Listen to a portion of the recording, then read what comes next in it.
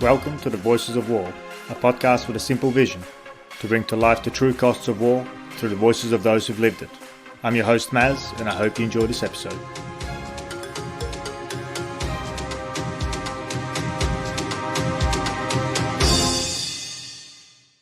My guest today is Anthony Harry Moffitt. He's a recently retired veteran of the Australian Defence Force, where he served for nearly 30 years. Most of that time is spent in the Special Air Service Regiment, more commonly known as the SAS. During his time, he completed 11 active service deployments, amassing nearly 1,000 days of special operations globally, which includes being seriously wounded in action and repatriated to Australia for treatment. Harry finished his time with the SAS as its Director of High Performance, while also establishing the Wanderers Education Program, which funds education of selected SAS operators to broaden their worldview and better prepare them for life after the Army. As a side note, Harry is also the lead singer and songwriter for the rock band, The Externals. Since leaving the Army, Harry has become a registered psychologist and runs a human performance consultancy working with sports teams, the military and industry. He is also the Asia Pacific Director for the Mission Critical Team Institute. And if that's not enough, Harry recently authored his memoir, 11 Bats, which is a book about his military service and his love of cricket. Harry, it's an absolute pleasure to host you on a podcast. Thanks for joining me. Yeah, no worries, mate. It's a pleasure to be here. Thank you. Hey, I just finished your book, 11 Bats. And mate, I must admit, it was an absolutely impressive read. It's a pretty sizable book, but I finished it in 5 days, one of which was Anzac Day. So I think that gives you an indication of the pace of the book and how captivating it was. Congratulations, mate. It was a great effort. Thanks, mate. Yeah, I've had some sleepless nights around writing it and releasing it as well. But I absolutely loved the process of writing. You know, originally I didn't mean to turn it into a book. I've been a mad journaler ever since high school, and it's just a kind of composite, I guess, of a lot of journals I've written over my time. So I'm glad you enjoyed it, and thanks for the kind feedback.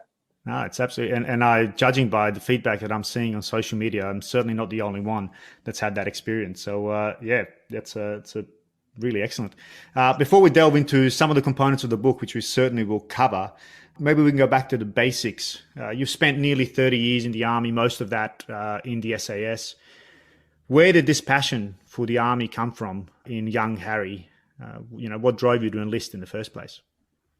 Yeah, I guess I always had a sense of service, community and national service. My mother was a nurse and my father was a sailor. So, and I have a lot of military in my background dating back to the 1700s and great-great-great-great-grandfather David in the Royal Marines. So, there's a lot of history and a lot of DNA there, I would say, and intergenerational influence. But I guess at 12 years old, I was exposed to 22 SAS on the front page of the newspaper and on the headlines of what was black and white television back in those days. The images burned onto my brain of the SAS, blowing into or breaking into the Iranian embassy at Princess Gate in London in 1980. And that was an inflection point for me. And it set about a whole bunch of things, including a deep desire to find out more about special forces and wondering if I had the mettle to have a go at selection. But it also set about a lot of reading. I think I can probably put the origins of my interest in academic pursuits there. So it was a really powerful moment in my life. And around that time, I also met a man called Martin Studdart, by the name of Martin Studdart. He was a captain in the SAS, and I didn't even know Australia had an SAS at that stage. So around that time, there's a few things kind of conflated to add to my, I suppose, life position to join the military. And as soon as I could, I was off. I kind of dropped out of university, finished year 12, was going to do architectural psychology at uni, but kind of left that by the way and joined on my 18th birthday, literally. That's interesting. Architectural psychology. Can't say I've ever heard of it. I was back myself as a bit of a drawer. I really enjoyed tech drawing, whatever it was at school. So it was in the background. I had a sense early that education was super important. and not that it runs in my family at all, but I had other things to do, other fish to fry. Yeah, first, right? Because of course you then double back onto psychology many years later. And I guess the technical component of it also makes sense, or the architectural. It's all very technical and precise. Just if I'm understanding service in the SAS correctly, it is very precise, it is very surgical, or at least that's what it's designed to be. Yeah, and it is very technical, mate. You're right to allude to that. And it was something I didn't expect. Once you finish selection, you go into the reinforcement cycle, and some of the courses and training that you do there are highly technical, probably beyond what people appreciate. I sit back, I'm involved still with the regiment at a low level and at the outskirts of training, etc., and was recently back there. And some of the training they're doing now, I mean, I wonder how I could do it. It's everything from basic surgery through to high level computing courses and language, etc. It's pretty intense. Yeah, absolutely. And I mean, that's also the lure of the SAS, I suspect, to be at the forefront of military technology, but also of the military or the art of war, so to speak. And I guess that would have drawn you to it. What was and you talk about this in your book extensively, the first few years as an operator, as a qualified operator, I think for you, they were quite busy initially. Is that right? Yeah, very tough, mate. You train for a couple of years to get to the point where you're on selection. And then there's that, as I said, that kind of couple of years or 18 months after that, you're intense training and courses, etc. And then you hit the troops. And I hit the troop at 21 years old and very young. And I struggled a bit, to be honest. There was these, I remember walking into a boxing ring or kind of makeshift boxing ring and, looking across the other side, and there's this, grown man around 40 years old or so, he appeared, bearded, toothless, spitting, probably weighed $1.10, like 110 kilos, 6'6", and he just walked up and knocked me out, essentially. And I've still got a missing tooth in the back of my mouth. And when I woke up, he was kind of standing over me and spitting, welcome to the real game, you effing blinding see. And that was a real wake-up call. And so I kind of met the standards, but I really had to work super, super hard, more than others, to meet the standards. And a non-infantry background too, so culturally, you're on the outer a little. I came from Signals Corps, so I felt that I was always sprinting, flat out to keep up. But it forged me as a human, as a man, and I think I've absolutely benefited from that period. Yeah, of course. And I think, again, you make that point in your book. As a signaller, it certainly wasn't where you wanted to go, but you had showed the right aptitude for it. And I think it paid back. Certainly the typing skills certainly paid back. That's right. And writing the book. And look, we did Morse code and radio theory back in those days. So that grounding gave me a great start inside the teams. So I was one of the first picked for a lot of teams because of those skills. So that gave me great insight and great buy-in into the teams, which was a good start.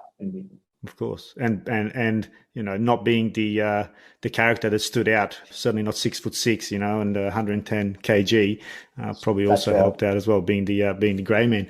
What were your early deployments like? So I think your first deployment was to Afghanistan, and it was the hunt for Al Qaeda and Osama bin Laden post 9/11. Is that right? Yeah, that's right. So, the 90s were characterised by, we spent just as much time away, but it was mostly training and exercises. We spent time overseas with coalition partners and whatnot, but we just didn't quite get a gig during those years. Trip to Somalia, a couple of Gulf trips, etc., but they certainly weren't combat operations. But the first one was after September 11. I was actually in England at the time when that kicked off, and travelled back to Perth. And from September 11 onwards, or from 2001 onwards, it was just a revolving door of operations. And the first one was into Afghanistan. We were the first on the ground working under Operation Enduring Freedom. We were closely aligned with the US and the UK Special Forces there and operating out on the border. And in a lot of ways, it was probably the hardest tour or deployment that I've done, because we did a lot of foot patrols on the border working with the US. And they are the hardest nights of your life. There's no doubt about it. 70 odd kilo. Well, I was carrying around a 60 kilo pack, but a couple of the big guys got up to close to 70 kilo packs, which is, it's dumb is what it is. But you don't have much choice when you've got to live in the hills for 10 or more days. So they were some seriously heavy nights of walking precariously along the sides of mountains to get to positions that we could observe. And, the work then was very focused, very purposeful. The mission was get Osama bin Laden, and that's a powerful vision for any soldier to have. And the strategy was pretty clear, kick Al-Qaeda and the extreme elements of the Taliban and Osama bin Laden. Sympathisers, I suppose, because they're quite factional. It's not, it's quite complex enemy ecosystem. Kick them out of the country, which we did. For all intents and purposes, we removed their freedom of movement, moved a great deal of those fighters back across the border into the federated areas of northern Pakistan, and we felt as if we're, I suppose, winning the war. That's how it felt. And then Iraq came along, and that, I think, derailed things. And when we returned, obviously, in 2005, it was the Taliban and Al-Qaeda had, partnered up, I guess, and it was a much harder and a much different prospect. Mm. Yeah, and that's probably something I want to touch on, because I think you're making the point that in the first couple of years of Afghanistan, the vision or the strategy was very clear. We knew what we were getting ourselves into, and we knew what had to be done. And the mission was rather clear. And as you put so eloquently, you went in there and you did a job, and you knew what job you were doing. But that arguably changed a few years later. In your view, what actually changed? Because arguably the strategy was, some might say, the same, right? So what actually changed? What was different? Yeah, look, for Australia, I'll come back to that in a moment. But the whole nature of the deployment in 2001 through to 3, the enemy was more easily distinguishable. The villagers and a lot of the locals were probably more aligned to the coalition than they were to Al-Qaeda and the more extreme elements. And the government was probably more stable, although I don't think historically you can say Afghanistan's had a stable government for a long time. And there was a sense of winning and doing good. There's that I can safely say that was the characterisation of our time there. But yeah, running away to Iraq, which concerned us from the start, because there was a little bit of deception around the deployments and whatnot from all parties in the coalition side, and a lot of negotiations with world bodies, etc. But I think when we went back to Afghanistan in 2005, Australia had taken over. We were then under Operation Slipper, I think, and I suppose the vision or the strategy wasn't as well. It was clear. It was to secure Oruzgan and establish a reconstruction task force to help build hospitals and schools, which the Australians did with excellence to a very high level. However, as a ground force and as a fighting force, the SAS, we were the first on the ground. We were a little bit concerned about the fact that we led with engineers and a reconstruction task force rather than an infantry force to secure ground and fight an enemy that was in Oruzgan. I mean, the government, I think, and again, this is hindsight here, so I always want to qualify that, and I'm not comfortable often commenting with a hindsight view, but at the time, I think the government was looking for a safe place to contribute to the coalition effort, minimise casualties from a political media perspective, and just get about getting some early wins on the board, as I said, with hospitals and schools. But unbeknown to the government, to us, Oruzgan and Tarin Kowt was a bit of a nexus of the Taliban highways that move across, or as they were known. So it was a facilitation point for the movement of people and drugs and guns and money and information. Any number of IED facilitators moved through there to the Helmand province, between the borders and the Helmand province. And it was also between Kandahar and Kabul. So, these highways were frequented by high-level commanders. So it was busy.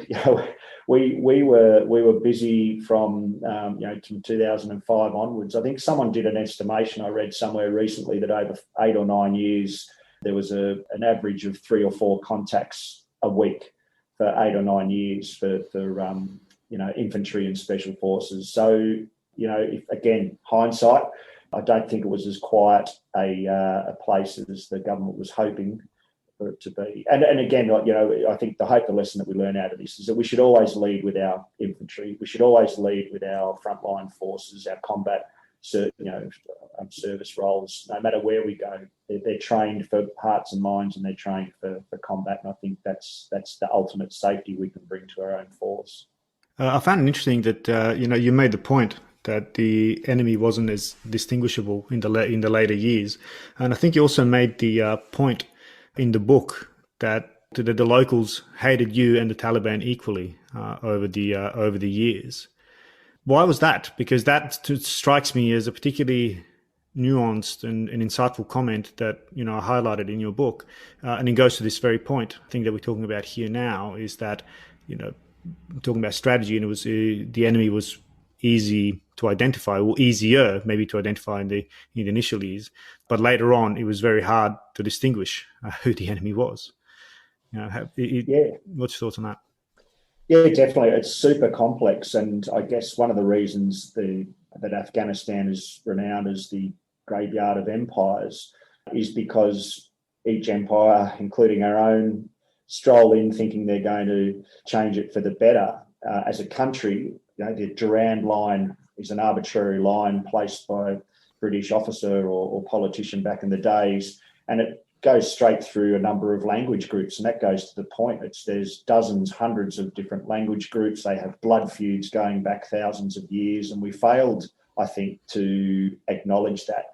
We didn't. We certainly didn't. We were well read back in 2002 and 3 about the areas we worked in, and when we got to Oruzgan, we were quite aware that somewhere like Gizab had a different relationship with Afghanistan and its surrounding provinces than Helmand did, or the Oruzgan or Tarin Kowt did. So these complexities played out in front of us, and we started to understand that some provinces welcomed the coalition, US or Australian forces. Some didn't welcome the US but welcomed the Australians, and others didn't want a bar of us, and we're sided with the Taliban, extreme arms of the Taliban or Al-Qaeda, and other factions. ISIS were in the mix as well, and so it just made for a very complex environment in which to work, which we were, I think, one of the skills that we brought, or one of the keen abilities we had, was to understand this nuance with the different language groups. And it was then you overlay that with different motivations. Again, these blood feuds between villages or language groups or tribes, if I can use a clumsy term, monetary and financial motivation. You got the UK burning down marijuana crops over here, so they're pissed off because that's the only way they can make money. In another village, the Taliban have had a rogue commander who's come down and killed a bunch of people, so they hate the Taliban. So it's just super, super complex, Maz. And I think by the time, by probably 2008, after a few years and a few rotations that we'd been there, we was really starting to understand that, and that's good for us in operating. We know we can kind of predict, have a certain amount of predictability when we move into certain areas, but it's also bad because we knew that this is just such a complex environment. We're probably never going to win this. So I think there was a sense of inevitability about, that we were probably just there for the adventure more than the impact at times. Yeah, and I think again that's a really that's music to my ears, because one of the things that I do now in defence, I co-facilitate a course on conflict analysis with Dr. Mike Martin, who's I'm not sure if you're familiar with his work, but he wrote his PhD studying Helmand. He was a former British Army officer. The Army funded his research, and he published a book later on about his findings, and that's one of the critical ones that has since led to the future work that is done. That we ultimately didn't understand the human terrain, or and I'll use the word you used previously, ecosystem, because it's exactly what it is. This place is alive. It is not as black and white as we'd like to paint it, and that's one of the things that I'm co-facilitating now, and some of the things we talk about is very much the social architecture, the background that exists in an environment that we come into.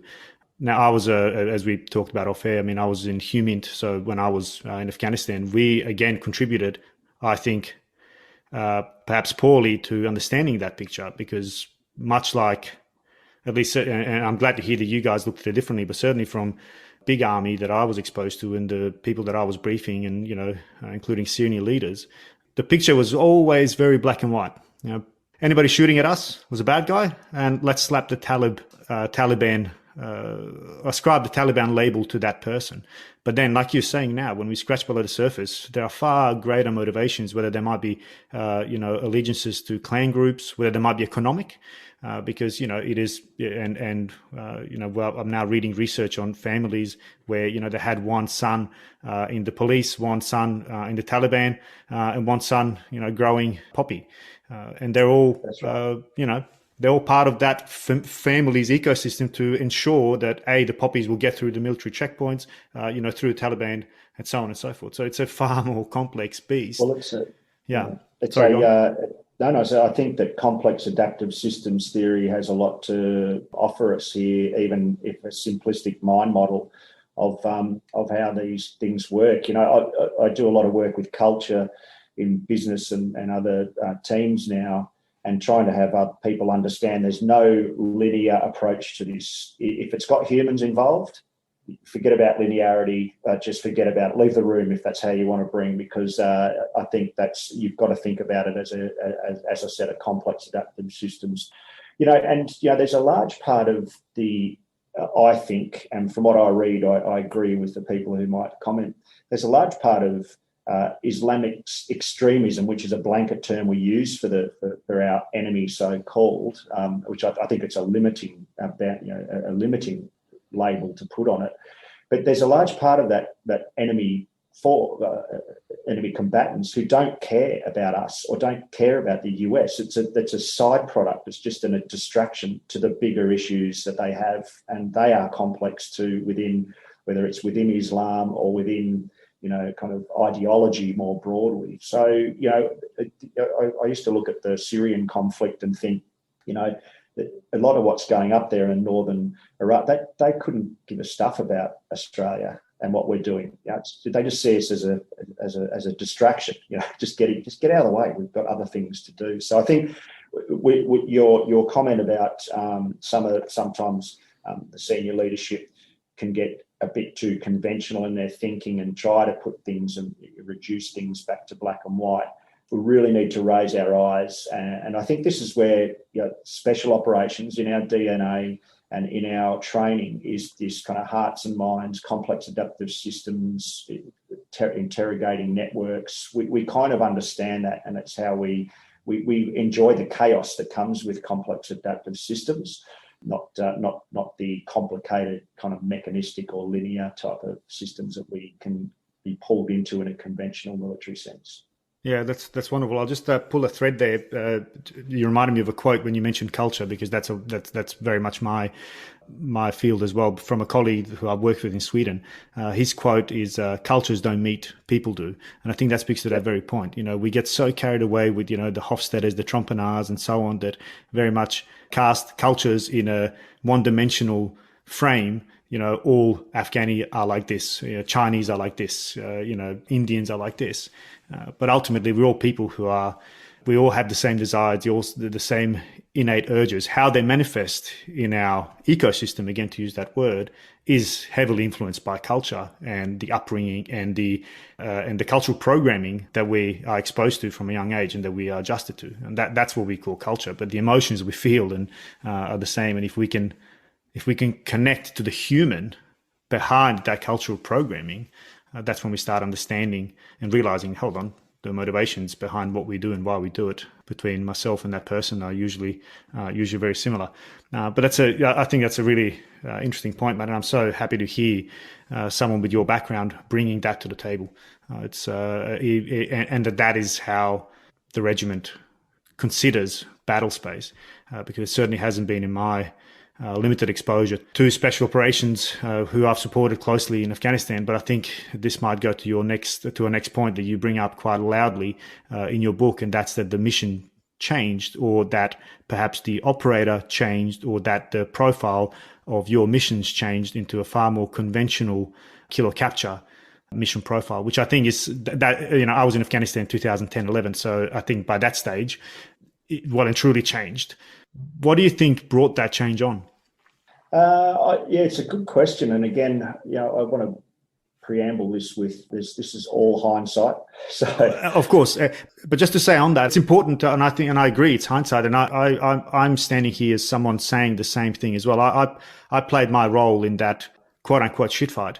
While I sleep easy at night, right? I fought for my decisions the way I thought best. I think it's really important that we unpack this definitely. For going forward, right? So I appreciate that, and I agree. Benefit of hindsight is also a dangerous thing. But sorry, go on. Yeah, I was just going to say that we definitely did have our roles or impact, I would say, shrunk over time, and it was reduced to, as you correctly say, kill, capture, targeting, and it was driven by a few things from my point of view. I think it was highly successful. We were taking high-level Taliban and other, what they call it, ACM, anti-coalition hierarchy off the battlefield. We were clearing and securing villages and taking explosives and weaponry off the battlefield, and we were really disrupting communications lines. And that had flow-on effects into Helmand and other places. Ultimately, they found other ways around and bypassed. But I think it was just a comfortable, easy capability to wind up and deploy up and down the chain. It was easy for commanders to get lots of numbers back to Canberra. There's no doubt about that. We know that there was reporting back, and these numbers were of huge interest at a political level. And why wouldn't they be? That's kind of what they do. They count numbers and report happily up and down.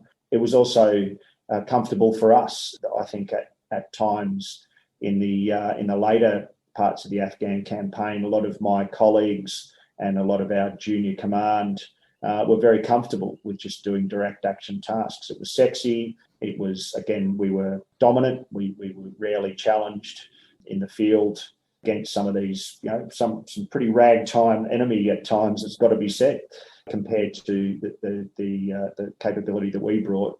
And it was, I guess we moved away. One of the lamentable things for me is we moved away from our core business of surveillance and reconnaissance, but we also became comfortable in kind of the short duration hit. When we are in our DNA, long duration, long patrol times. And I saw a shift in our operators, but I don't blame them for it. But they're a product of their environment, right? Exactly. Ultimately what it is, yeah. Yeah, and I would see. I talk about it in the book. I would come out. I think this, probably deployment 9 or something like that. Probably 2010, 11, around that time. Walking out into the compound, I'd be up at 3, 4 in the morning with the other team commanders, going through the packs and seeing who might pop for the day and night, and doing our work. And you'd walk out at 6 in the morning for a brew, and there'd be guys coming out of the gyms and nicely manicured beards and wearing all the latest kit. And I used to think there's a faint waft of bloody, complacency getting around. But at the time, you kind of think, well, I think, they're good operators. We're doing good work here, and kind of get a little past it. But it kind of started to feel that way, that we were just this siloed, single, one-trick pony, and very, very conventional. And as a result, we had a lot of reach down from higher. I personally had a lot of missions turned off or not approved. I was renowned. I was a pain in the ass, Maz, to anyone above Louis Colonel or so, because I was always throwing up, we want to do this funky job and this funky job and that funky job.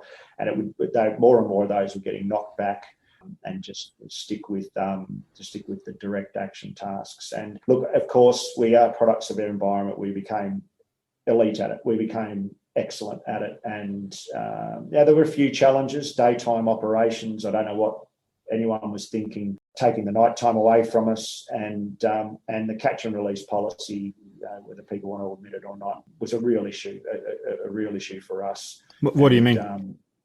We moved away from capturing bad guys and then passing them on to the US or holding them for long periods of time. But if we couldn't get some kind of legal result within, I think it was 24 or 48 hours, might even been 72 hours, they'd release all of the bad guys back into, or so-called bad guys, alleged bad guys, back into the network. There was a bit of a joke going around at one stage. We learned from some people we'd caught, they were saying, at least they get a nice bed and some free food for a while, and that was a bit of a joke. And so it kind of did get a little farcical in that sense, I think, borderline Blackadder type of moments, Yeah.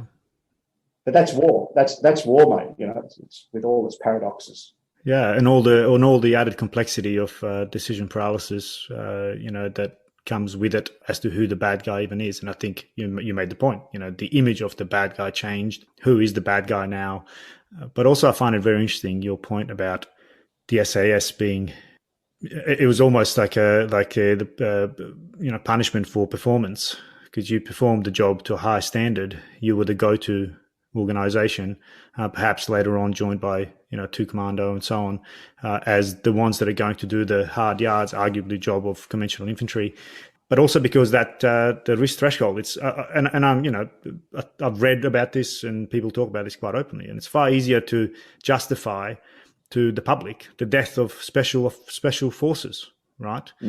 Because the understanding within the Australian public is that you guys are doing some really, really crazy stuff, high risk stuff, which it is, of course, but arguably something that regular infantry could have done as well.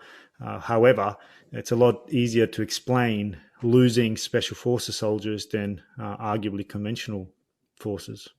Yeah, and we've long known that. That's not new. I mean, if you read back over some of the media and commentary around back to Princess Gate in 1980 and Desert Storm and or Eagle Claw, sorry, was it Eagle Claw that the US failed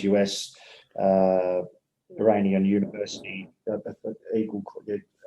I apologise, I think I've got that wrong. But anyway, you read back over some of the commentary there and reports. It was plain then, that the government and the operators knew that the population back home will put up with a few special forces deaths or a lot of special forces deaths, because they have a different mindset to how they approach that context. Young 18-year-olds coming back in body bags is hard to stomach. So it's a pity. I think it's the wrong way to make decisions about winning a war or having an impact in these types of environments. But again, war, the money, the politics, the interests, it's a ugly beast. And I think anyone who goes into it or tries to reduce it to a good, bad, black or white is going to end up with a bloody nose or a bruised ego. Yeah, exactly right. Yeah, and I think bruised ego is the really powerful term, because I think there were certainly a few of those in our echelons. Is that and this is tongue in cheek a little bit, but there's certainly an echo of a disdain or dislike for officers in your book. In fact, it's not. There's no echo. In some points, you make it very, very clear. Where does that come from? Oh, look, I love the tension with officers. I always say some officers, some of my best mates are officers. So I love the tension. And certainly in the regiment, that tension's writ large. You've got a different dynamic. Again, our special operations are a much flatter structure. We probably suffer a little in how we try to fuse conventional military hierarchies into our special operations, and I think it does work against us at times. Other units around the world probably deal with it a bit better. For example, our officers should be in well, you just use the regiment and the regiment system for a lot longer than they are. They spend a couple of years and move on, and generally you'll have a young captain coming into a troop full of old crusties like me, so it has its inevitable tensions. In the book, mostly I hope taken as tongue-in-cheek, that there is, when you mix special operations with conventional hierarchies, that tension can become problematic. And we've long known, I love Preston Klein's work in this sphere. He's kind of captures it well in a selection paper he did with his PhD, and he talks over a few pages about the tension between conventional hierarchies and special operations. And they resent us because we've got longer hair and wear baseball caps and wear shorts to briefings, but we are selected for our common sense, our bravado, I guess, our personality types, our ability to not only accept high risk, but to orientate inside of risk. And I think I'll go back to my point about humans who are more comfortable in chaos than maybe others, who are comfortable in ambiguity and lack of information or information austere environments. So if we want the best special ops, I would argue we need to keep a separation. We really do. And it's it goes back to one of the problems that we had in Taran Kowt. For us, one of the challenges we faced was that we were continually bleeding out into the conventional army or military. And that's not an indictment on our military. It's the best military in the world, and I love it. But I think when it comes to the machinations of how we deploy forces, we probably went for a blanket solution when we should have been a little bit more thoughtful about it. And that did, on occasion, as I say in the book, would have some major or Louis Colonel give us a tongue lashing for looking a bit shabby. We'd just been out on ops for 30 days, and we were washing our uniforms. All we had was a pair of shorts and thongs and going to the next briefing, and you don't really suffer fools lightly in those contexts. So, and look, personality-wise, we don't take a backward step on the battlefield or in the briefing room. So, and again, that's part of the larrikin attitude and mentality that the SAS is well and truly known for. So I think it's part of embodying that identity as well. That's part of it, right? That is part of the charm. One of the things it is, and I hope so, because, and we don't want to lose that. One of the biggest, and there's a bit of science in this too, Maz, and this, is that one of the best resilience building factors or characteristics is the sense of humour, and and that operates along a spectrum from a cynical through to a joyous or a more open type of sense of humour. And I think that's one thing I love about the unit. It's probably its redeeming feature above all. And, some people don't have the same sense of humour as us, I guess, at times. So, but we love everyone. We love everyone. And I use we because it's as a community. I'm not with the unit anymore. No, of course. No, I understand it. But I do agree. I mean, sense of humour is absolutely, especially in the dark moments that you guys have been through. And that's oftentimes the only valve you have. I mean, my old man speaks to this quite a lot. And we haven't talked about this, but he fought on the Bosnian front lines for 3.5 years in, trenches. And he often talks about this. They used to crack jokes with the enemy, right, who were 20, 30 metres on the other side in trenches. And, they used to make jokes about each other's mothers and so on and so forth. But this was part of the release, but also it built or contributed to building the identity that you're embodying. And I guess going back to the, social identity theory talks about this, which I'm sure you're very familiar with, talks about this a lot, right? About how you distinguish yourself from others. And that is, for a unit like SASR would be things like, having the larrikin attitude and the kind of jovial and, getting away with a whole bunch of cheeky things that, the more regular conventional army certainly wouldn't. And that's certainly part of the charm. And I think it goes again to the point of you making about selection and selecting the right people for the job. If I can pivot maybe to I don't want to say darker, but certainly a more serious part of that job. And that is one of the things that we certainly don't talk about in the army, at least in the army that I know, is the act of taking a life. Certainly, and that's, probably because large percentage of army has not fired a shot in anger, myself included, right? So I've been arguably to war zones, but, I've never taken a side picture. That wasn't my gig. That wasn't the job I was doing. So, why should I talk about these sorts of things? But I'd imagine that's not the case for SAS operators. Because, right, most of the operators, I'd imagine, have taken lives. Is that right? Yeah, definitely. And you get asked the question a lot. It's very matter of fact, to be honest. There's not much emotion attached to the instant of pulling a trigger or killing someone. That's pretty, in almost every case, it's quite what am I saying? Surgical, distant, yeah. Distant, yeah. And it's not something that you kind of give any thought to at the time, whether it's dropping a bomb on a cave or a building, or whether it's engaging someone at 5 meters or less, and for some, hand to hand.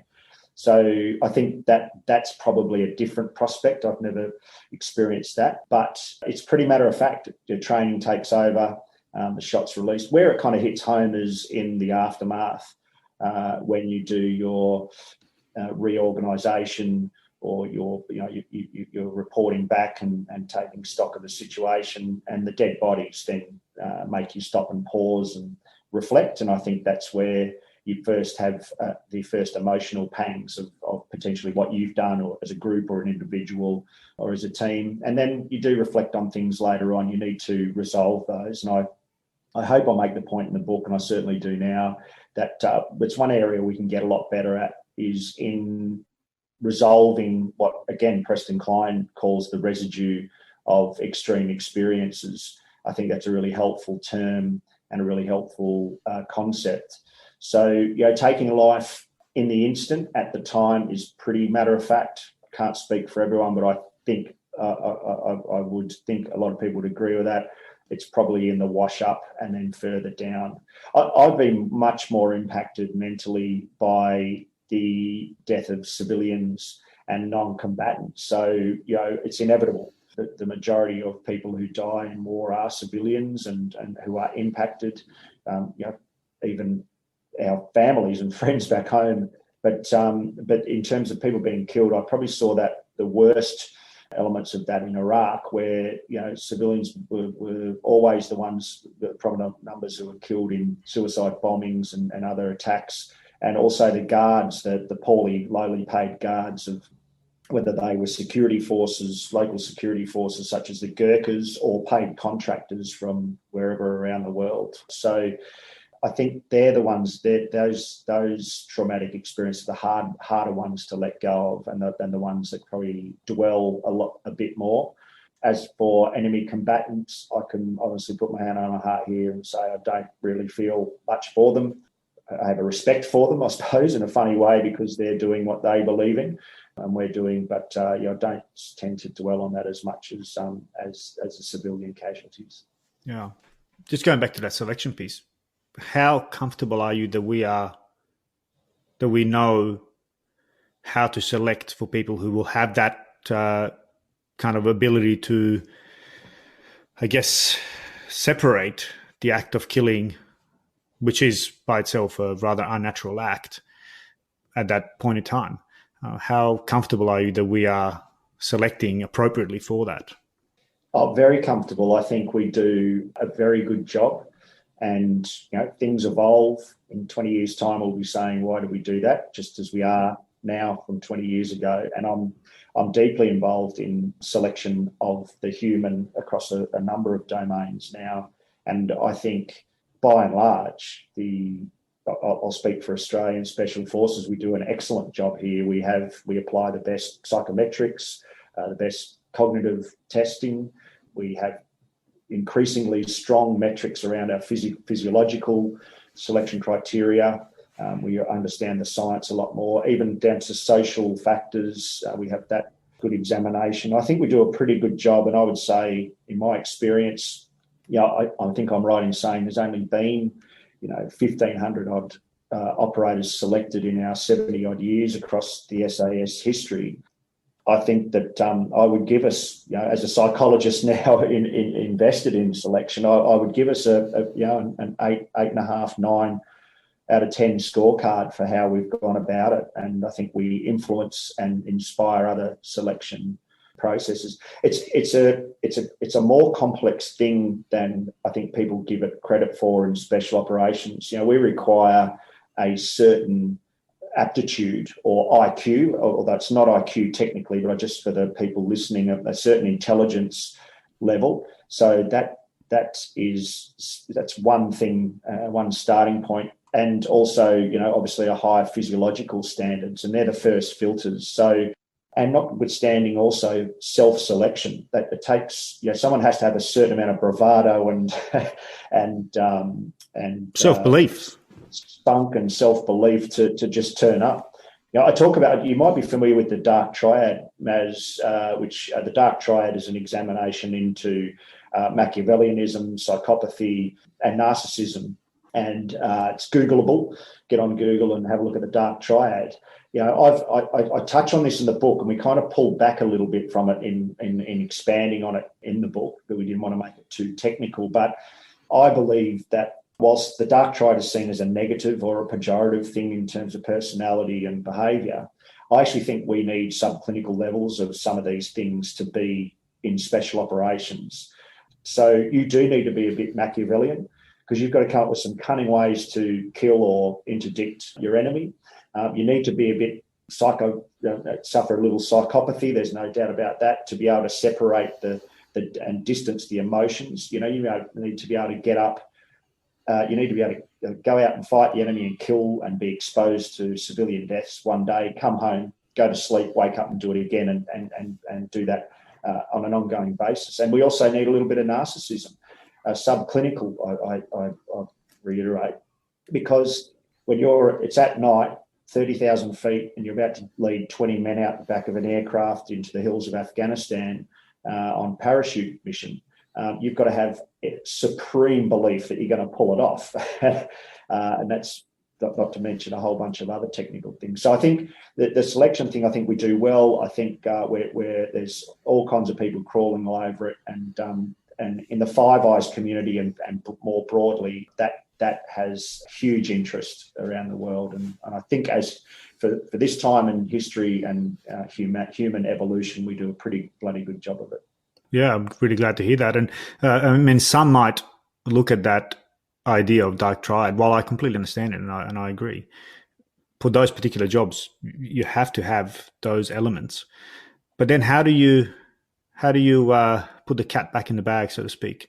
When it all goes, and I refer to a really, really good podcast where you interviewed Dean Peter Baker, and I'll put a link to it in my notes, because I think you guys explored that topic a fair bit, and I think he used an analogy of a submarine, right? When you're inside a team, you're inside like you are inside a submarine. You have well-oiled machine. Everybody knows what they're doing, but you're floating inside an open sea, and individual operators might not necessarily realize that they're either drifting off or even which direction they might be going into. And when you kind of superimpose this kind of idea for the Dark Triad, which is absolutely necessary, how do you then put the kind of barriers on to make sure that we still remain within an idea of ethical bounds? Because I'd imagine it would be rather hard the more desensitized you become to warfare, killing, and so on. Yeah, it's a great point. It goes back to a point I made earlier about where we can be better. And I think we talk about it at length in that podcast with Dean.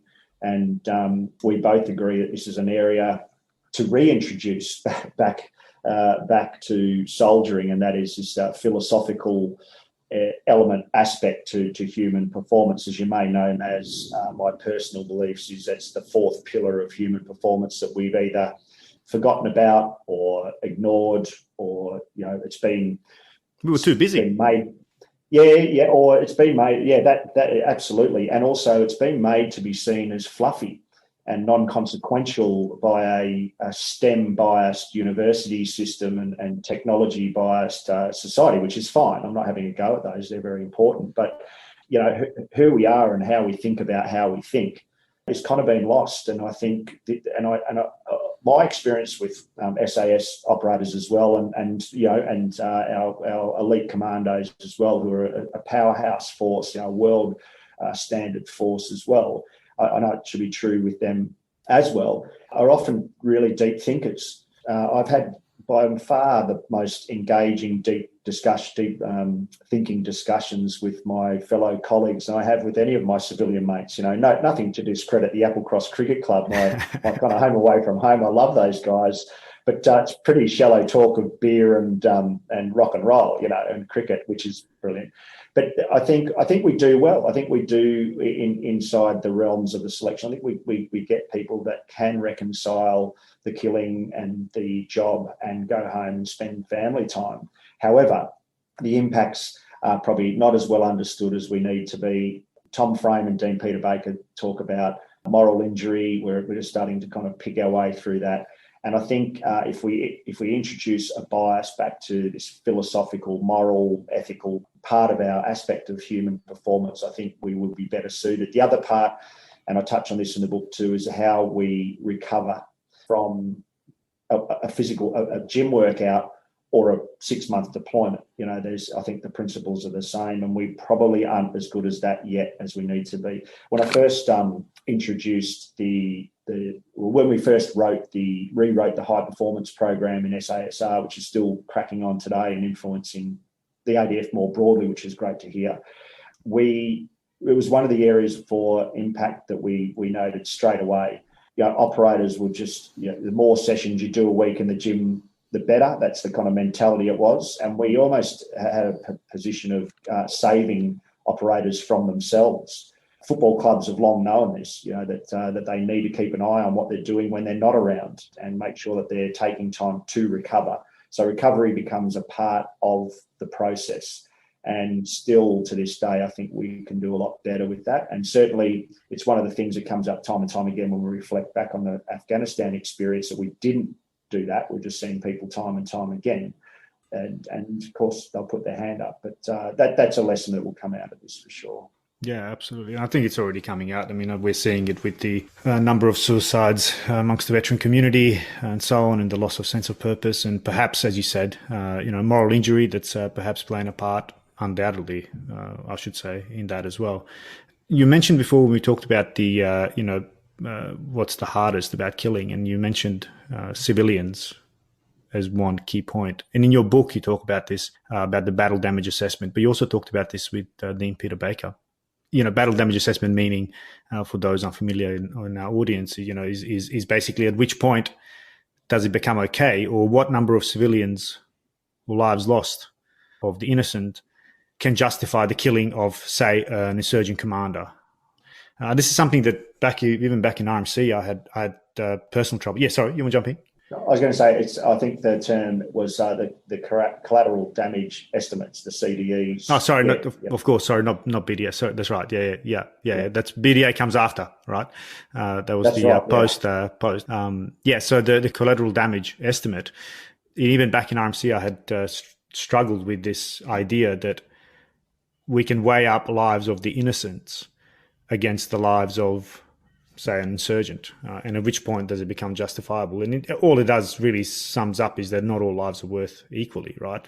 I mean, that's really what it comes down to. And you make the point with Dean Peter Baker that was something you struggled with and openly talk about. Can you talk about that a little bit? Yeah, sure. I guess Dean and I have a slight bifurcation here, quite a slight point of departure. We're very dear old friends, and so it's not a quarrel. But yeah, we healthy debate, right? It is. It's excellent. And we both, so he comes from a just war theory or just war tradition perspective, and I come from, I suppose, a lived experience. And the point I'll make before explaining the CDEs, which couldn't need too much, but is I think war is deeply unethical. It's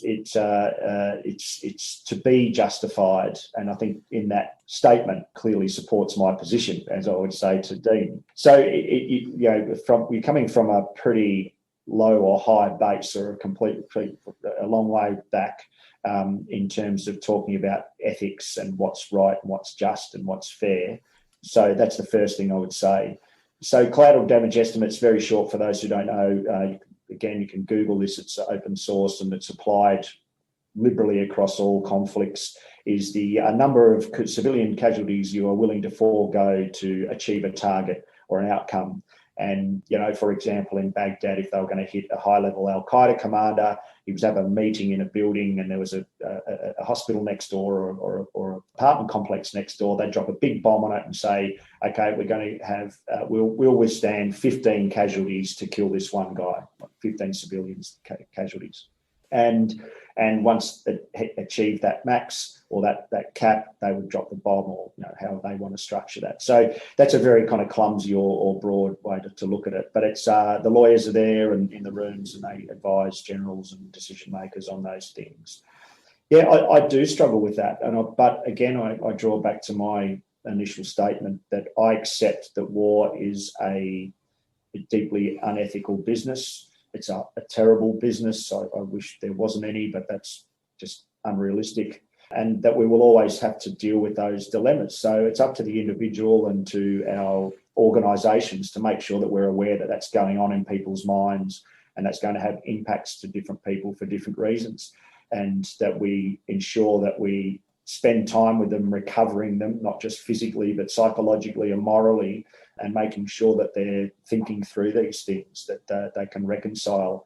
And this brings back to Peter's position, which is that all war is justifiable under certain conditions, and depending on the outcomes, and whether that's a utilitarian or deontological perspective, however you want to unpack that. That's for the individual to work through.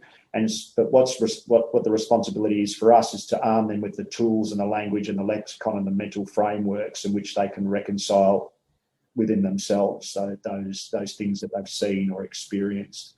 And again, back to the agogis of the Greeks, where philosophy was one of the foundations of creating a good citizen and therefore a good soldier. I think there's something the ancients scream forward to us from the past still today.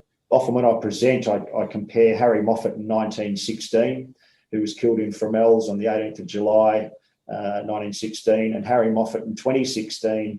I have two images, and I say that there's more technology on Harry Moffitt 2016 than on the whole battlefield of 1916. But one thing hasn't changed, and that's the values proposition, or the moral and ethical and cognitive kind of space hasn't changed a great deal in that 100 years. And I think we've got a bit to learn. Yeah, and war is still ugly. You made a point, again, with Dean, that you wish you had the knowledge now, the training in ethics that you have now, that you have received. You wish you had received that when you were a young soldier starting off. How different do you think you would have been, or maybe could you have been as effective had you had this much thinking in your mind about war, killing, ethics of it all?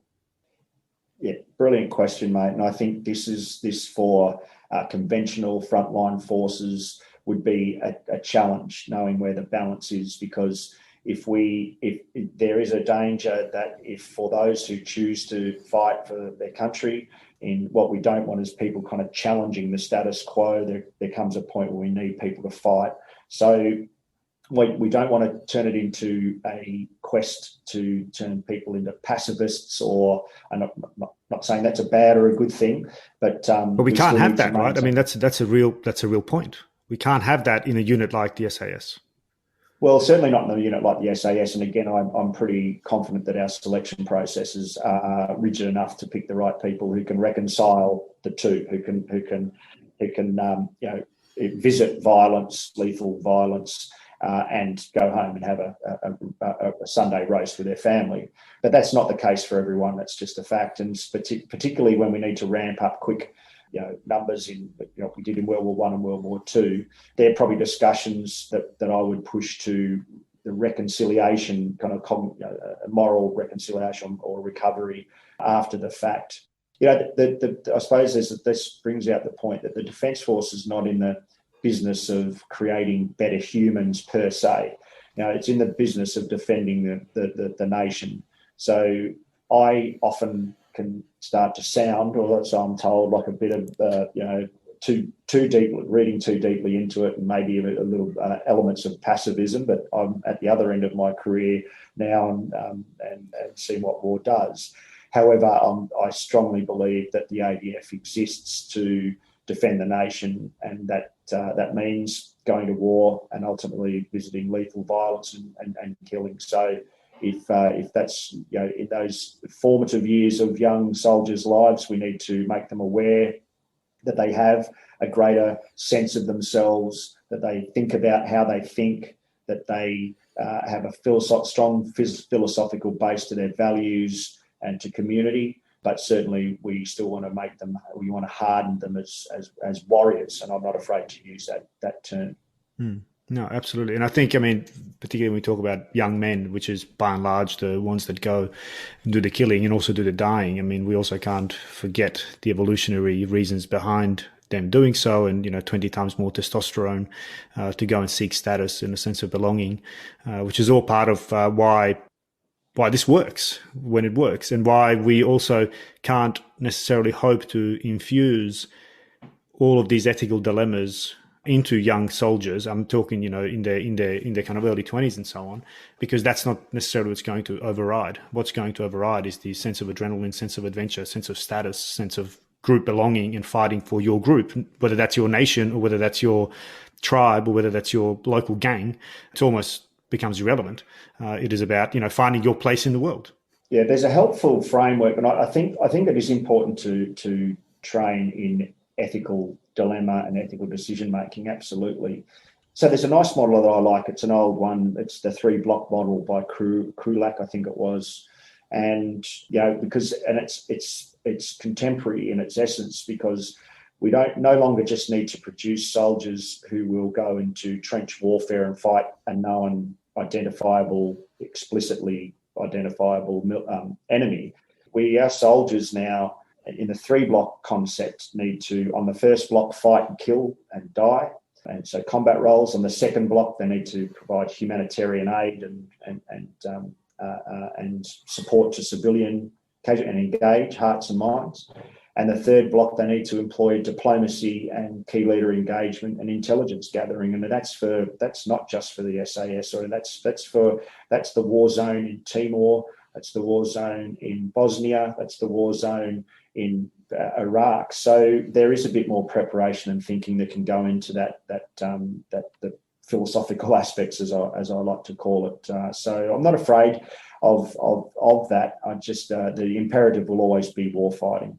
Yeah, 100% agree. And I've actually discussed this with Dean Peter Baker's colleague, Kean O'Driscoll, at a previous podcast extensively. And he really comes at it from a just war theory tradition as well, but looking to understand what victory means. And that's in his argument is that, and I tend to agree that we don't necessarily define victory, which then leads to a lot of these other problems of, mission creep or chasing the idea of a war, as opposed to necessarily a clearly defined vision. And that all kind of cascades down to how we then perform on the ground, but also needing to speak to that very point to our soldiers about, hey, what does victory actually look like? And at which point do we need to pull back, or at which point do we need to push harder, or whatever it is. Mate, I'm very conscious of the time, and you've been very gracious with it. But if you've got a few more minutes, a couple of a few more questions, and one that I think, if I'm to say that it is a principal thread of your book, it's probably going to be an understatement. And you've already alluded to this as well in a previous comment, and that is the cost of service on families. And if I may use their names, because I feel like I know them, because I've now read your book, your wife Danielle, daughter Georgia, and your son Henry. You make that point so clear in the book and so vivid that, I get goosebumps now about the price ultimately you've paid. Particularly, you make the point with your son Henry. And I think one of the things that really stood out was that you've missed the first 9 of his 12 birthdays. Can you talk about that? Because I think I agree, that's something that we don't necessarily discuss, and that's the price families pay of service in particular, but perhaps in units like yours going to war so frequently. Yeah, look, it's the unwritten law, rule, principle of service, I think, in the military, full stop, and to that end, in all service or frontline, emergency services, etc. And that is that you sacrifice your family and you sacrifice your wonderful life, as I like to call it in a song I wrote recently.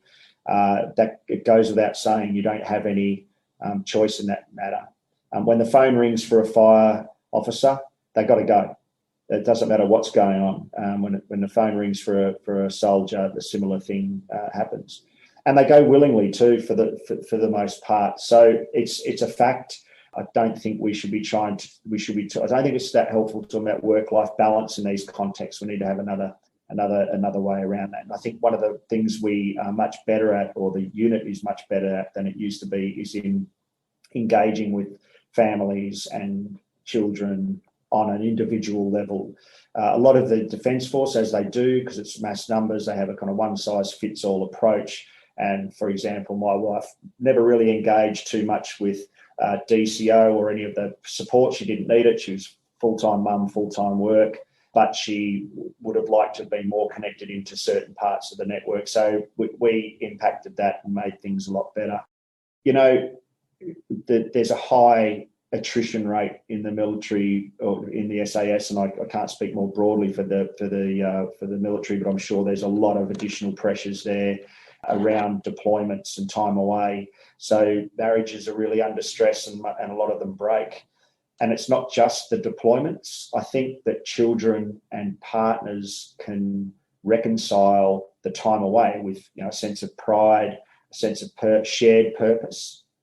What can be draining, and it certainly was for us, and very frustrating, I think I touch on it in the book as well, is we would come home from deployments and then we'd go and do promotion courses. And honestly, we need to do those courses, but they were quite arbitrary at times, so they were frustrating.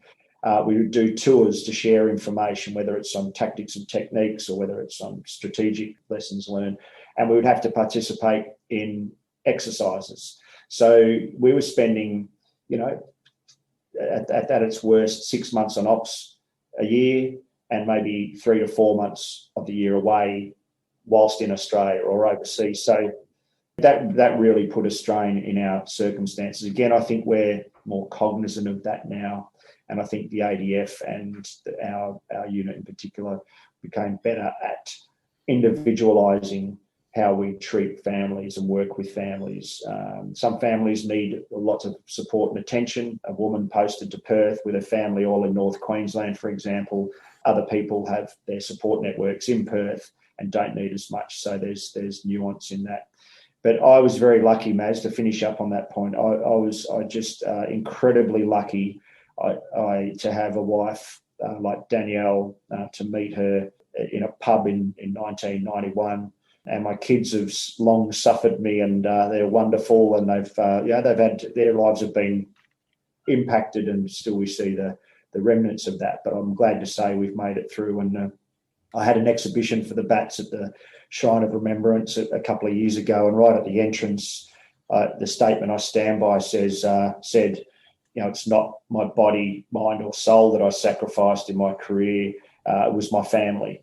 And I think that's just a truth that I would ask all people coming into defence, especially those who are probably going to spend a lot of time away, Navy, frontline soldiers, that you give that the strategic consideration that it needs, that it demands, and have a think about how you're going to deal with that. And there's a woman by the name of Melanie Freeman who has done a lot of work in this space. She's based in Perth. She works with the regiment, and she's got a lot of good things to say. We hope to have her on a podcast with the MCTI. She's got a lot of good things to say and done a ton of research in this space about how we can prepare sustain, and then recover from deployments as family units and as communities. So I think we'll get better at that as well.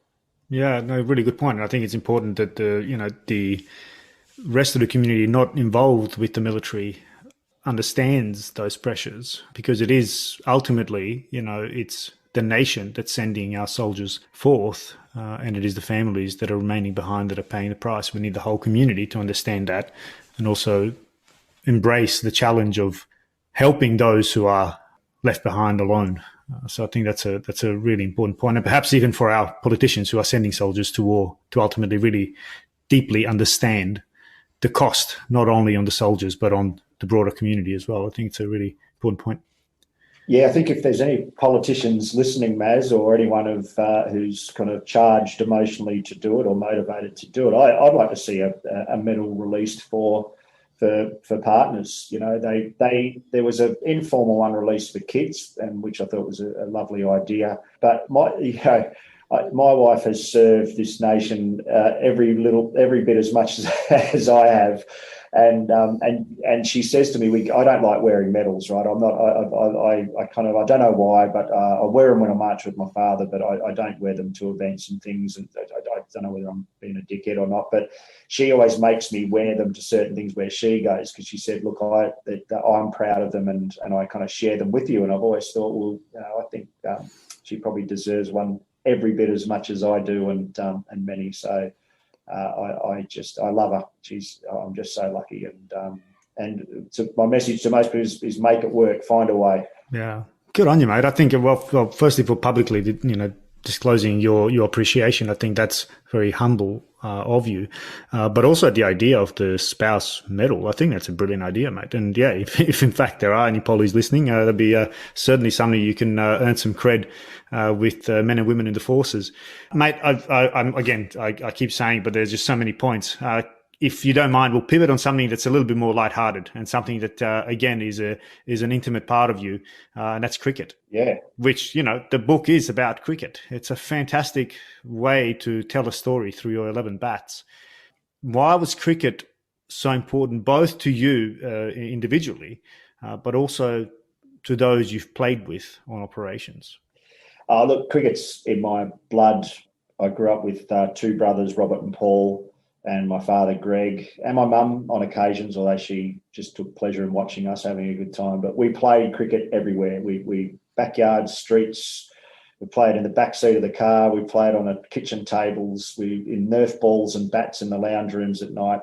We were pretty crazy for it. So it was always there. But I guess, I was only talking about this the other night with a friend. The very first bat happened by chance. And for those who don't know much about the bats, the headline is, it was my habit to take a bat on each deployment that I went on, and we used it. And then I had the men and women sign the bat at the end, as you do. And now I've got that collection of cricket bats, which I think are a unique artefact. I think they kind of symbolise Australia's commitment for the last 20 years. And as we're in the 20th year and wrapping up in Afghanistan, I hope to spread the word a lot more about them. But cricket, in those early deployments, cricket was just a release, a bit of fun. I remember the first games of cricket we had in Asadabad. We were in a compound that was getting rocketed and shot at most nights. We'd kind of play a game of cricket, and then there'd be a rocket fired, and then it was you grab your gun and go up on the wall and shoot a few off into the cornfields and whatnot around you. And it was all a bit kind of, passé after a while. But we would be playing cricket on those afternoons, often before that skirmish, I would call it, would occur. And I wonder, the enemy are creeping into position through the cornfields or through the maize and along the rivers and up on the high grounds. And they must have been able to hear us playing, and here the Taliban were trying to squash joy and cricket and music and everything out. That was their whole modus, that was the whole purpose. And here we are, appealing and sledging each other and having uproarious laughter. And I always felt like we had one over them. We were winning just by playing the game of cricket, and them hearing us. I hope it frustrated them, And I didn't really think much of it. It was just something that we did. We played cricket, and I'm renowned in the regiment for cricket exploits and playing cricket, and a bit of an embuggerance at times, I reckon, about playing cricket. But it just grew out of that. And the next trip, Iraq, There were no cricket bats there, so I made one out of a bit of 4x2 and a penknife. I whittled one. That's in the collection as well. And it wasn't probably till, the third or fourth bat that I started to realise that these things, the therapeutic impact that it actually had, more than just the obvious sense of humour, a bit of humour and rest and respite.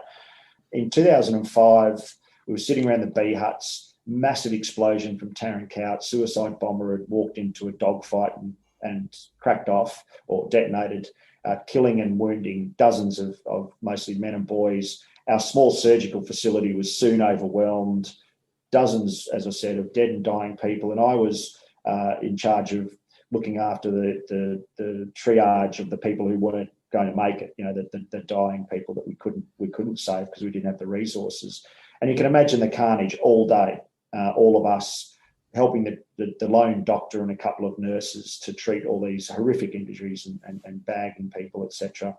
And a terrible scene. And at the end of the day, we're all sitting around the bee huts, and it was a low mood, it's fair to say. It was quite depressing, and everybody was completely emotionally spent, fatigued physically. And someone grabbed a bat and a ball and walked out, and we were having a bit of a hit up and a muck around. And then it was almost like the zombies wandering across to what was later to be our helicopter landing pad. And you could see these kind of, I suppose, hunched, depressed figures starting to unwind. I grabbed my camera. It was so obvious to me. I grabbed my camera and started taking photos. And then there was an appeal, and then there was a sledge, and then there was a laugh, and then there was a wicket taken, and more sledging, and just watching them come back to life after such a tragic day. And it was then that it really grabbed me. This cricket is more. It's deep. There's a deeper thing happening here than just light relief or novelty. And it's actually, I'm fascinated by novelty now. It's something I get distracted with early in the morning, and before long it's 2:00 in the afternoon. And the therapeutic, but we also used it to gain intelligence, to build rapport, to set up, to layer security. Kids play street cricket with the street urchins in Kabul. They know everyone. They know everything, who's coming, who's going, and you can build rapport with a bunch of street urchins, a bit of cricket, and they become pretty handy. Yeah, pretty handy local agents. So the cricket, I could go on for hours, obviously, but it's just so much more to it than the game itself. Yeah, and I mean, I'd almost say it's also the idea of sport, right? Sport in itself, and here I just draw on our own experiences, which we touched on before the recording. Most of my audience will be familiar, but my partner and I opened the first CrossFit gym in Bosnia with a vision to build a community, build bridges between those who otherwise divided. And by the end of our time there, the 2 years that we were there, we had 9 flags of foreign nations that were represented in the gym membership. We had the 4 Bosnian ethnicities all kind of training together completely. I mean, ethnicity and politics was never really discussed, but as a unit, as an organization, we were able to then do charity work for kids with cancer, kids with autism, do a blood drive, which was probably the most symbolic, where we had, a couple of different coaches of different ethnicities lying next to each other, all bleeding red. This was the powerful symbology. And sport, and there's plenty of research to support this. Sport does have the ability to do that, to kind of bring down walls. And I think your book speaks to that really beautifully, particularly with the, and I think your gratitude for them with the Nepalese Gurkhas, who you first, I think, got exposed to in Iraq and then later on in Afghanistan.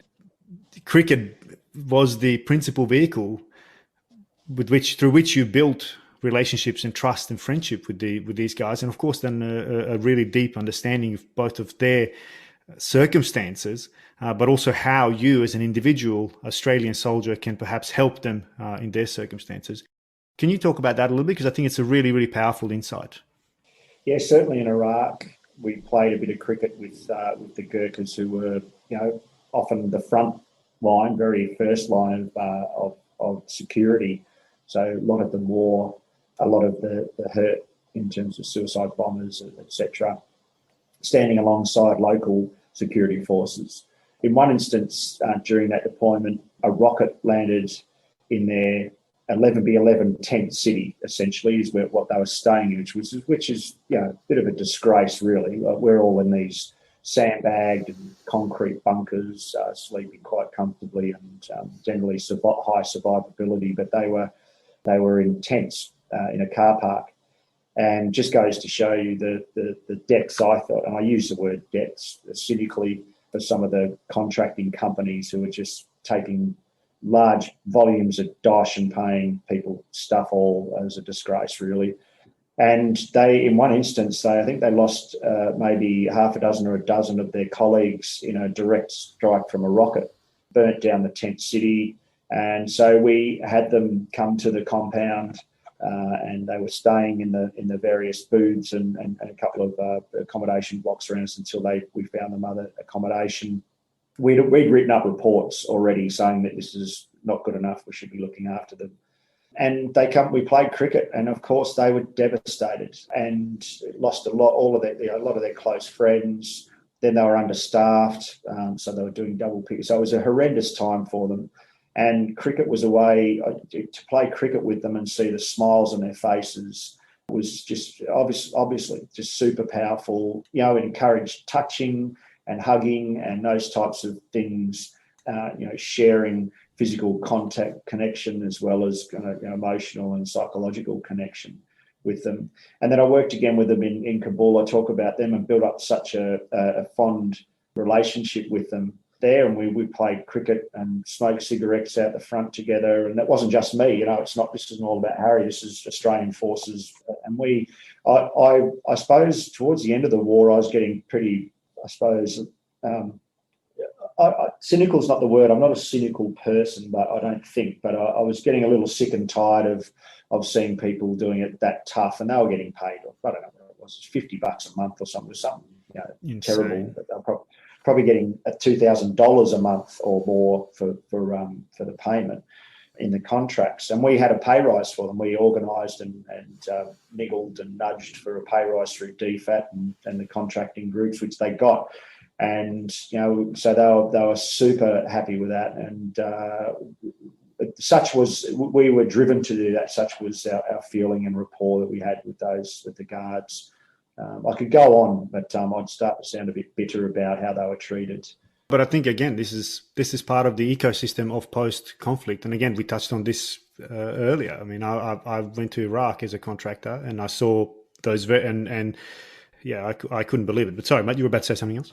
I was just going to say, cricket, you're dead right about sport, and there is a lot of research, and there's some great PhDs have been written about the power of sport and bridging as a diplomatic tool, as a non-violent diplomatic tool in warfare and in kind of Cold War environments as well, and examples of where it has had massive impact at a diplomatic level.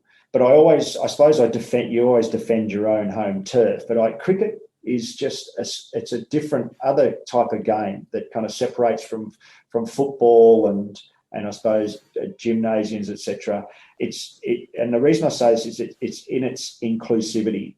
It spans skill level, it spans gender, ethnicity, religion, everything. You don't have to even know what cricket is to turn up and get a game.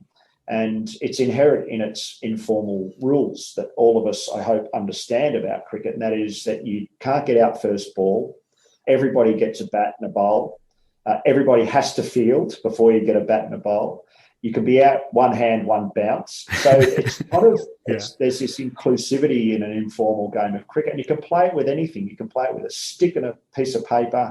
And I've seen it played equally as passionately in all spheres. So I love footy too. I love Aussie rules and I love soccer, but it doesn't have the same. It takes a bigger field. It's a bit more competitive. You kick around a ball's good, but I remember seeing a number of young women in Afghanistan kind of intrigued with what was going on, and we threw them the ball and they got involved, and they were equally enjoyed the experience and same in Timor, where cricket, they go, what the hell is that? We had some of our best games of cricket in Timor with people who've never seen cricket ever.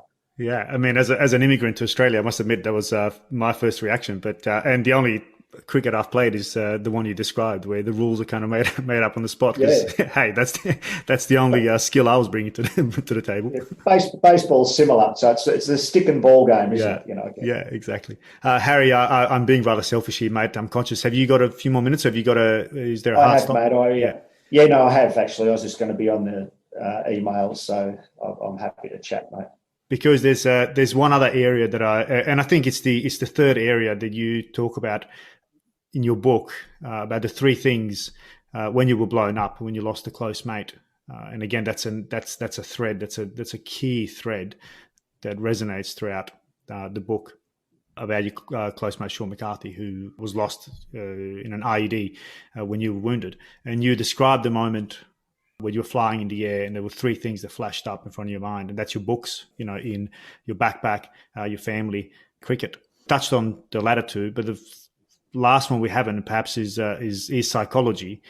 And I'd be keen to find out, as you said at the start, psychology was always something you were going to do, architecture psychology, which I've never heard of, but this is before joining the army. And of course, after leaving, you then went and became a registered psychologist. Why psychology? Why do you think life has drawn you to it? Isn't it the most fascinating subject of all? I think, yeah, it's humans are the most complex, frustrating, beautiful, ugly organisms, things, whatever we are, of all. And I think we're all infatuated, and we're all intrigued. And I think we're all psychologists. We all have our perception and observations of the world. And I guess I just decided that was an interest of mine that I wanted to take much deeper, and also wanted to be able to have some kind of authoritative, and I don't mean in terms of me being an authority, I mean that I wanted to reach into as close to the truth as I could. And I thought that academia was the place where I'd get the best evidence and support and research in terms of where the I won't say single point of truth, but where the multiple points of truth are. And so that was kind of behind me. I've always been interested in the evidence. So I was drawn to that. But it's certainly the most interesting topic of all, psychology and its forefather or foremother philosophy. So the two are very closely aligned for mine. I just want to, going back to Sean's, whenever I hear Sean's name, I always think of Dave and Mary, his parents and family. And I just want to acknowledge them in my narrative here. But I think when I was returned wounded in action in 2008, it was then that the psychology journey that I was on, the study journey that I was on, became even more meaningful and more powerful and more deeper implicit motivation for me, and really inspired me. I was already set on a journey to be a psychologist, hopefully at that stage, but that was something I spent a lot of time in the dark, laying in bed with intravenous drugs in me, and contemplating that was my way out of the hole, or part of the solution. If I lost my leg, which was still under review at that stage, and I couldn't be an operator anymore. And I knew that I had a second identity, or at least something to cling to if I was to separate. And that's where this notion of the third thing comes from. Those are the third things on the mantelpiece. I now know that, that education is a way, but it's a super powerful way. And again, we've said it a few times now, and you're in danger of saying it too much, but there's great evidence and great research behind life outcomes, mental health outcomes, physical outcomes, social outcomes, moral outcomes for people who pursue education, is what I'll say. That doesn't mean everyone should run off to do a master's or an MBA or anything. It might be as simple as finishing year 12 because you didn't. A huge barrier to young men, I believe, and I think we should allow all humans to go back to and finish year 12 if they choose to, for free. Or it might be a small business, or learning to be a carpenter, or I've got a friends who just set up a chain of hairdressing salons, so they did small business. But this lifelong pursuit of education is I think a massive part of the solution to veteran ills, if you will, that blanket term of veteran issues. Yeah, nurturing intellectual curiosity. I mean, I published an article recently on The Forge about that very point because I was, after coming back to defence, to be frank, I was somewhat disappointed that we still hadn't bridged that idea that education is a fantastic way to help people outside of defence, but also inside of defence.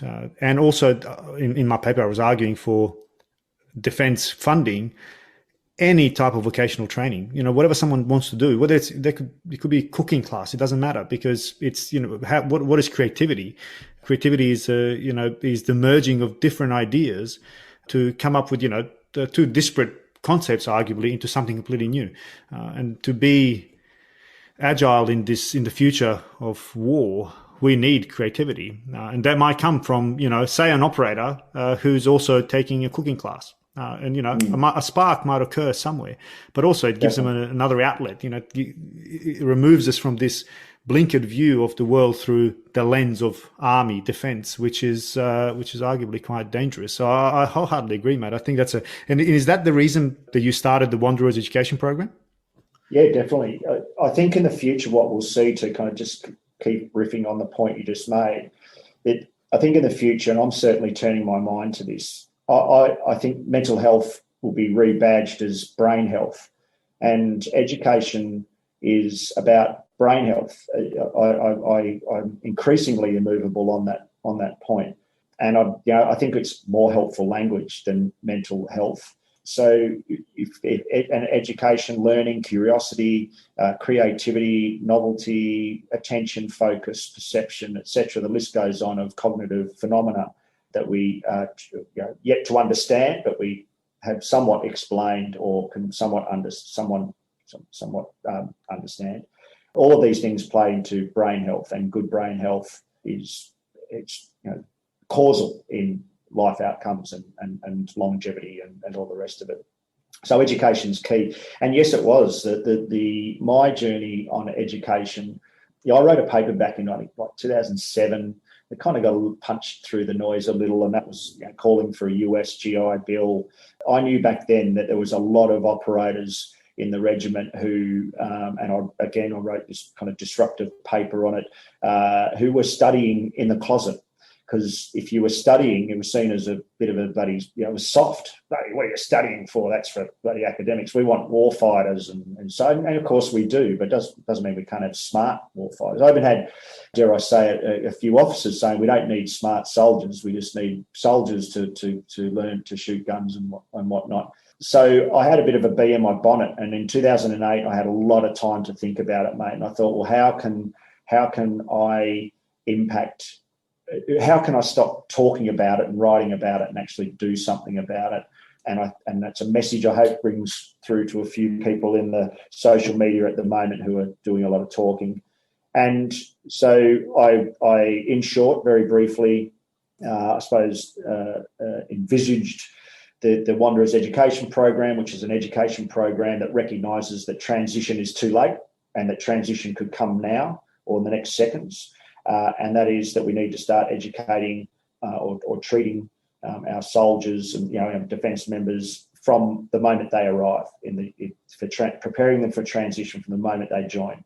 And so I wanted to establish something where those who were studying in the closet could come out, and also give opportunities for those who wanted to study while they were in service. And so the end state now is, it's gone gangbusters, mate. And I'm hoping to take this to the Minister for Veterans Affairs very soon. I've spoken to him about it. We've proven the concept, and we went out and raised a whole bunch of money from corporates. We've poured it inside defence, which I don't think's been done before, and it's spent inside the regiment. It's managed by the unit. It's managed by soldiers who are serving. The fund is looked after and invested. It's all above board. And we're putting our 70th person into a scholarship soon. Everything from year 12 to carpentry to MBAs. They're all punching way above their weight, as you would expect. And that's my experience with soldiers and defence members, full stop, whether they've done year 12 or have already masters qualified. And do you know what, mate? No surprises. They transition into a network that's already long been established during their career. All of the civilian stuff is demystified. And here's the kicker for me, because it was the biggest criticism I had from everyone from generals down to privates about the whole thing, is they said that people will study and run. They'll get a degree and bugger off, and it's added to retention. So on average, people stay in defence for 2 years longer to finish their study, and so it's just been a huge win. And as I said, I don't have a great deal to do with it anymore. It's all managed from our human performance, or from the units, I shouldn't say from the units human performance manager, and we don't have too much trouble raising money. Obviously, if you wanted to scale this, it would take some money, but this is a preventative measure, and there's not enough of those in the whole veteran milieu at the moment. And I hope the Royal Commission, one of the things that the Royal Commission does is take a deep dive into preventative initiatives, and this is it. And whilst I've completely changed my mind on the GI Bill, the GI Bill concept is good for the US, but it's hugely limited and targets the wrong audience here in Australia. But I think we could come up with something similar, some digger legislation or defence education legislation that allows people to study what they want, when they want, on what topic they want, and whenever they want, self-directed and identity improving, amplifying solution to transition issues. Ambulance at the top of the cliff, not at the bottom of the cliff like everything is at the moment. Let's get the ambulance to the top of the cliff. That's so spot on, mate. I mean, that resonates so closely with me as someone who's a perpetual learner in some sense. I couldn't agree more. There are so many points we could tease out from there. The one that stands out to me the most is, again, the connection between army units and the greater community. You said you received investment from corporates. I think there's a recognition that, and there's a bridge that we need to build with the broader community about the experience of soldiering and the hardships of soldiering, and also the value defense people bring. And I think there's quite a wave of that happening now. Certainly kind of the transition piece about employment and, employ a veteran because they're XYZ. And I agree, this is all fantastic, but I couldn't agree more with your point about this needs to start from recruitment, until ultimately we leave the Defence Force. One of the you touched on it before on a couple of points here. The veteran issue with suicide and mental health issues. So I hope you accept I've taken a very deep dive into those figures and they're nuanced, and I don't necessarily agree that we should be using terminology that blankets all veterans with mental health risks, etc. I think that we need to dull that language a little, because it's actually unhelpful to the people we need to help the most. However, one thing that comes out of the statistics on suicide and mental health prevalence in veterans is that it's large, that a significant portion of those individuals have only been in the military a short time. Now and probably it's weighted more heavily in people who have only served a number of years and getting out for physiological injury or being moved on. And it's kind of obvious, to us. Again, this approach to putting these preventative measures and giving them something else, it recognises that a soldier, sailor, airman, or woman's career can be over in a moment. The military is a contact sport, whether you're on operations or not. Kapuka is a contact sport. People had come run aground all the time there. Exercises, parachuting, shooting, all of these are highly risky adventures. So I think and it's not just education, but I think that my thoughts on it is that we need to start treating transition as part of your initial engagement, because your career can be over in a moment. So I think that's a really important point to make, and also would tend to address what is a highly sensitive time, people who have been discharged after only a short period of service, which seems to be, we need more data for sure, but seems to be a high elevation of prevalence in those populations. Yeah, I spoke about this at length with Pip Whelan on a previous episode, who was the head of Psych Corps and now heads up Open Arms Queensland. That very point, it's the medical discharge in particular are the highest risk.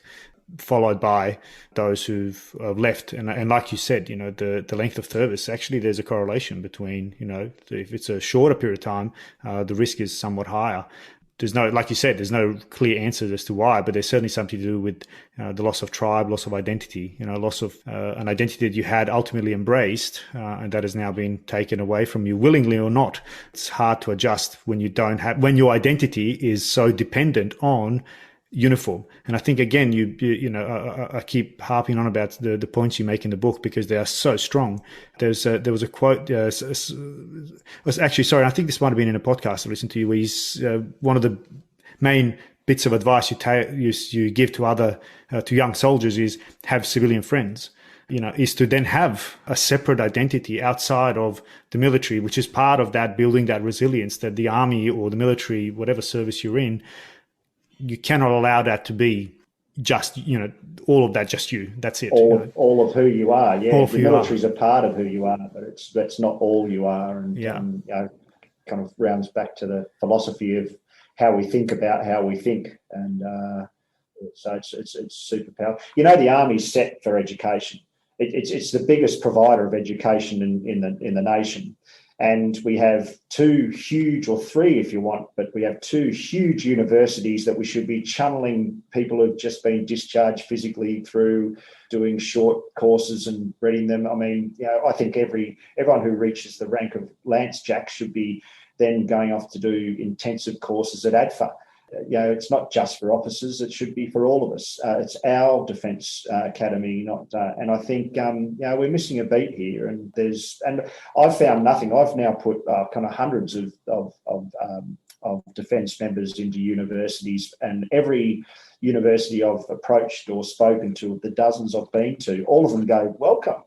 Bring them in. We want more. And if the government's going to pay, we'll have that as well." So there's no barriers anywhere. I think they're kind of 1800s technology in terms of hierarchical imagined barriers that goes back to the days of segregation when there were places on the barracks where privates weren't allowed to go. There were signs like on the beaches of South Africa, privates or soldiers not welcome here. I think let's get past that. It's 2021.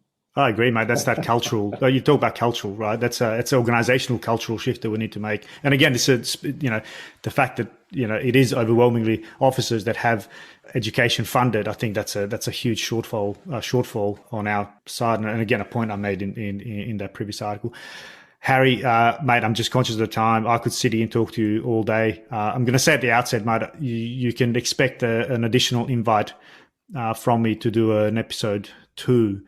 Because we've barely scratched the surface, and while we covered some of the points that I had in my notes, I think there's plenty more I could ask you. And just from me to you, mate, you keep using the word disruptor. I think you truly are a disruptor. You were a disruptor in the unit because as you self-described yourself, you were lightweight. I think you described yourself in the book. You were 80 kilos on my shoulder. Yeah, that's right. But then also afterwards, I think you were a closet learner who then came out of the closet quite prominently. That's a disruptive effect. You became a psychologist, which again, to try and really understand and echo the lessons you've learned. Undoubtedly now in your current employment, I'm sure you're doing the same thing. Mate, thank you for your service. I think you truly are a legend of the Australian Army, and I think I echo many of the comments I've certainly seen about the book on social media, that you are not only telling the story of SAS per se, but also of the hardships and the pain and the sacrifices many of our soldiers make in the service of the nation. So, mate, I congratulate you. It's a fantastic read. And, of course, thank you for your time today. It's been an absolute pleasure.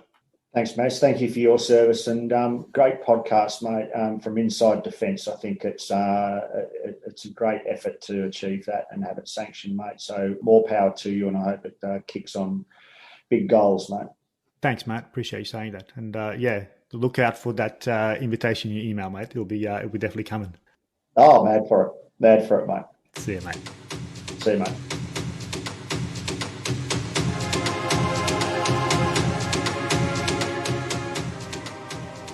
Thanks for joining us for another episode of The Voices of War.